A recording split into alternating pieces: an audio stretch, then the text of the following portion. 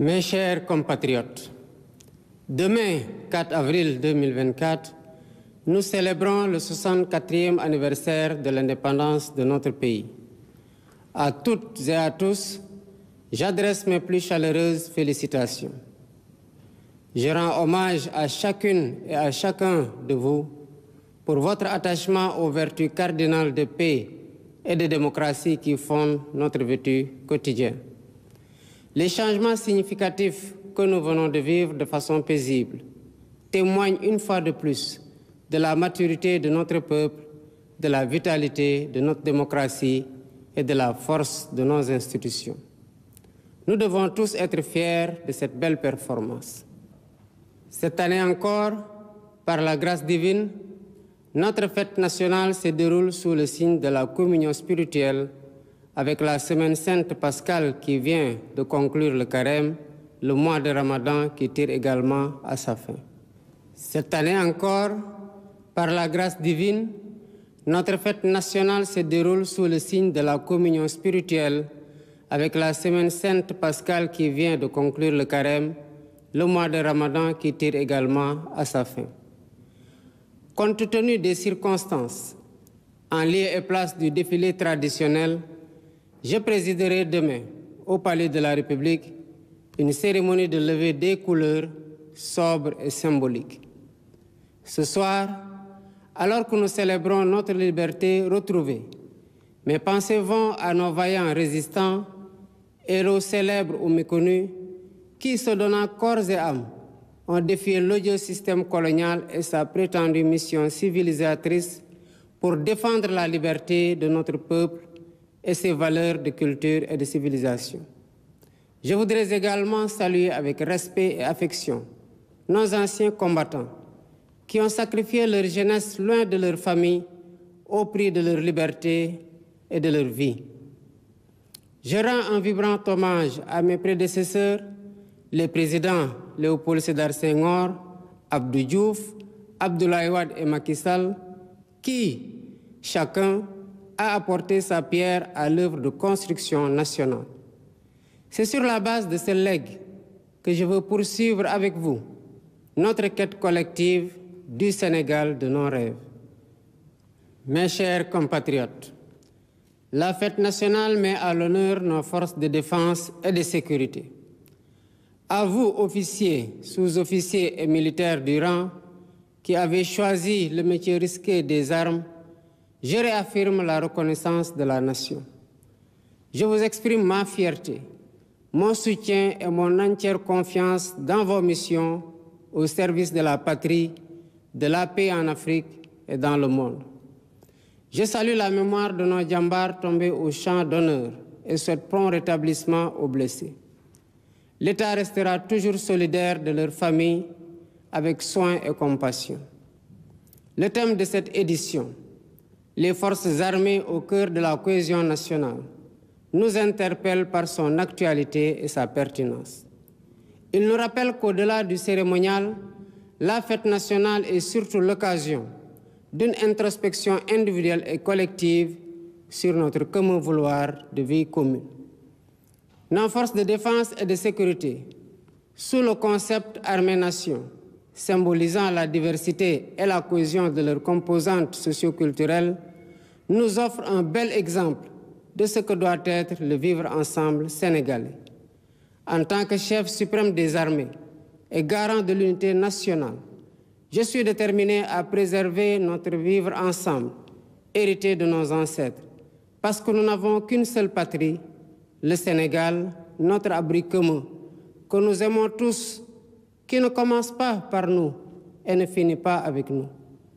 Dans cet esprit, mon rôle, et je l'assume pleinement, est de tendre la main à toutes et à tous pour rassembler, rassurer, apaiser et réconcilier afin de conforter la paix, la sécurité et la stabilité indispensables au développement économique et social de notre pays.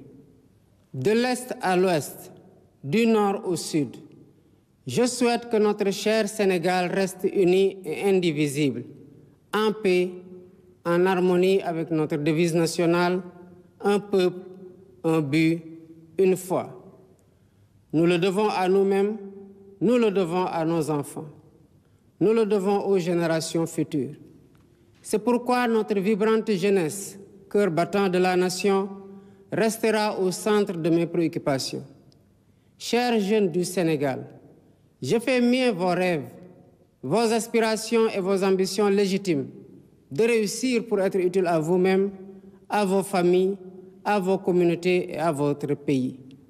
L'éducation, la formation au métier, l'emploi, l'entrepreneuriat des jeunes et des femmes restent des défis majeurs à relever. J'en ferai une priorité élevée des politiques publiques en concertation avec le secteur privé. Nous devons à cet effet revisiter les mécanismes existants, les améliorer et les rationaliser afin qu'ils répondent mieux aux besoins d'emploi et autres activités génératrices de revenus pour les jeunes. Pour encourager la création d'emplois, je compte m'appuyer sur un secteur privé fort parce que soutenu par l'État. Sur la base de nos besoins prioritaires, nous travaillerons ensemble pour endogénéiser notre économie. Bien entendu, le secteur privé international aura son plein rôle à tenir. Les Sénégalais sont braves, mais ils sont fatigués et attendent de nous des solutions contre la vie chère. La question du coût de la vie me préoccupe particulièrement et retient toute mon attention. Dans les jours à venir, des mesures fortes seront prises dans ce sens, après les concertations que j'entreprendrai avec les acteurs concernés. Mes chers compatriotes, de l'indépendance à nos jours, notre système politico-institutionnel et judiciaire a vécu bien des péripéties, les unes plus heureuses que les autres. 64 ans après, le moment me semble venu de tirer les leçons de nos réussites et de nos échecs pour une gouvernance publique plus moderne, plus républicaine et plus respectueuse des droits humains. C'est pourquoi, après avoir démissionné de mon poste de secrétaire général de PASTEF Les Patriotes, pour ainsi me mettre au-dessus de la mêlée, je convoquerai de larges concertations avec la classe politique et la société civile sur la réforme du système électoral notamment, le remplacement de la Sénat par une commission électorale nationale indépendante avec un renforcement de ses moyens de fonctionnement et de ses prérogatives, la rationalisation du nombre de partis politiques ainsi que leur financement, l'inscription sur le fichier électoral concomitamment à la délivrance de la pièce nationale d'identité. Par ailleurs, pour redorer le blason de la justice, lui redonner le prix qu'elle mérite et la réconcilier avec le peuple au nom duquel elle est rendue, j'entends organiser des assises regroupant les professions du métier, magistrats, avocats, huissiers, greffiers et autres auxiliaires de justice, les professeurs d'université et les citoyens pour identifier des pistes de solutions aux problèmes de la justice. Dans la quête d'un Sénégal meilleur au bénéfice de tous, j'entends instaurer une gouvernance vertueuse fondée sur l'éthique de responsabilité et l'obligation de rendre compte. En outre, j'engagerai sans tarder une politique hardie de bonne gouvernance économique et financière par la lutte sans répit contre la corruption, la répression pénale de la fraude fiscale et des flux financiers illicites, la protection des lanceurs d'alerte, la lutte contre le détournement des deniers publics et le blanchiment d'argent, l'amnistie des prête-noms et leur intéressement sous condition d'autodénonciation, la publication des rapports de l'IGE, de la Cour des comptes et de l'OFNAC. De même, l'exploitation de nos ressources naturelles qui, selon la Constitution, appartiennent au peuple, retiendra particulièrement l'attention de mon gouvernement. Ainsi, en plus de la mise en ligne déjà effective des contrats miniers, pétroliers et gaziers sur le site de l'ITIE Sénégal, je ferai procéder à la divulgation de la propriété effective des entreprises extractives conformément à la norme ITIE, à l'audit du secteur minier, gazier et pétrolier et à une protection plus soutenue du contenu local au bénéfice du secteur privé national. Au demeurant, je voudrais dire à tous nos partenaires privés qu'ils sont les bienvenus au Sénégal. Conformément aux lois et règlements en vigueur, les droits de l'investisseur seront toujours protégés, de même que les intérêts de l'État et des populations. À nos pays amis et partenaires, je voudrais assurer que le Sénégal reste un pays ouvert et accueillant pour tous. Nous veillerons sans cesse à maintenir et raffermir les relations de bon voisinage et de solidarité agissantes au sein de nos organisations communautaires, notamment la CEDEAO et l'UEMOA. Héritier de l'idéal panafricaniste de Cheikh Anta Diop et de Léopold Sédar Senghor, un des pères fondateurs de l'Organisation de l'Unité africaine, nous demeurons fermement engagés dans la construction de l'intégration africaine et la réalisation des objectifs de la zone de libre-échange continentale africaine. Nos partenaires étrangers de tous horizons sont d'égale dignité pour nous. À tous, nous devons respect et considération. Et de tous, nous demandons respect et considération. Nous resterons engagés pour une gouvernance mondiale plus juste et plus inclusive, dans le respect de l'égale dignité des valeurs, de culture et de civilisation.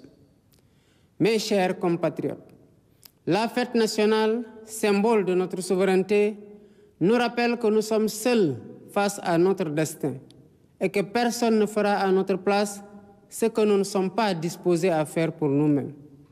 Nous avons la responsabilité historique de conforter notre souveraineté en rompant les chaînes de la dépendance économique par le culte permanent du travail et du résultat. Dans cet esprit, l'administration doit agir à tous les niveaux de façon plus accueillante et plus efficace pour les usagers du service public. Nous devons bannir de nos pratiques les procédures et formalités indues qui altèrent l'efficacité de l'État. Dans cet objectif, j'entends investir massivement dans la digitalisation des services et des procédures administratives. De même, il y a urgence à gagner notre souveraineté alimentaire en investissant plus et mieux dans l'agriculture, la pêche et l'élevage, les trois mamelles nourricières de notre pays. Je tiens particulièrement à ce que les subventions substantielles dépensées chaque année dans la campagne agricole bénéficient aux véritables producteurs et non à des acteurs intermédiaires. En définitive, mes chers compatriotes, l'indépendance que nous célébrons demain est certes un événement festif, mais aussi et surtout un test de résilience et de grandeur pour la nation. Notre mérite et notre honneur, c'est de réussir l'épreuve en affichant une confiance résolue en nous-mêmes pour vaincre nos peurs et nos doutes, surmonter les obstacles devant nous et poursuivre ensemble notre marche solidaire vers notre destin commun, main dans la main, épaule contre épaule. C'est à cela que je vous invite dans la communion des cœurs et des esprits. Vive le Sénégal en paix et en sécurité, unis, libres et prospères. Bonsoir et bonne fête de l'indépendance.